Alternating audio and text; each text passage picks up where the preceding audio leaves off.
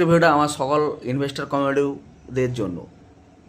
আমি একটা আর্টিকেল পড়লাম, ওখানে লেখা আছে হরমুজ প্রণালীতে যেসব শিফট যাবে তার উপরে $2 মিলিয়ন একটা চার্জ ফেলাবে। হরমুজ প্রণালী এর আগে ফ্রি মুক্ত ছিল, এখন চার্জ ফেলাবে ওরা, কারণ যুদ্ধের কারণে একটা এক্সপেন্সিভ হয়েছে, তা তোলার চেষ্টা করছি।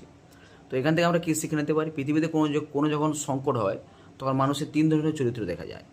হয়তো নম্বর 1, এক ধরনের মানুষ আছে, অর্থাৎ 80 থেকে 85% মানুষ এই নিয়ে মেতে থাকে, ঝগড়াঝাঁটি মারপিট কেন হলো এই নিয়ে তর্ক পেতে হলে লড়াই করে বিভিন্ন জায়গায়, সোশ্যাল মিডিয়া থেকে আমরা বিভিন্ন জায়গায়। আর আর দ্বিতীয় নম্বর ধরনের যে মানুষ, 10% থেকে 10 থেকে 15% ধরতে পারো, ওখানে যে মানুষ রয়েছে তারা যা হয়েছে হয়েছে, আমি কী করবো, আমি খাওয়া দাওয়া বাঁচবো, ইনকাম এলে ব্যস্ত থাকি।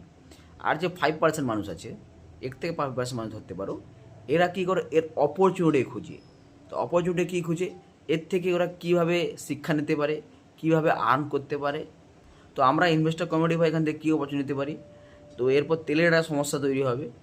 তো সমস্যা তৈরি হওয়া মানে এরপর ইলেকট্রনিক গ্যাসের তো সমস্যা থাকবেই থাকে, মিডল ইস্ট ইলেকট্রিক্যাল ওভেনের যে সেলস বেড়েছে মানে অসাধারণ।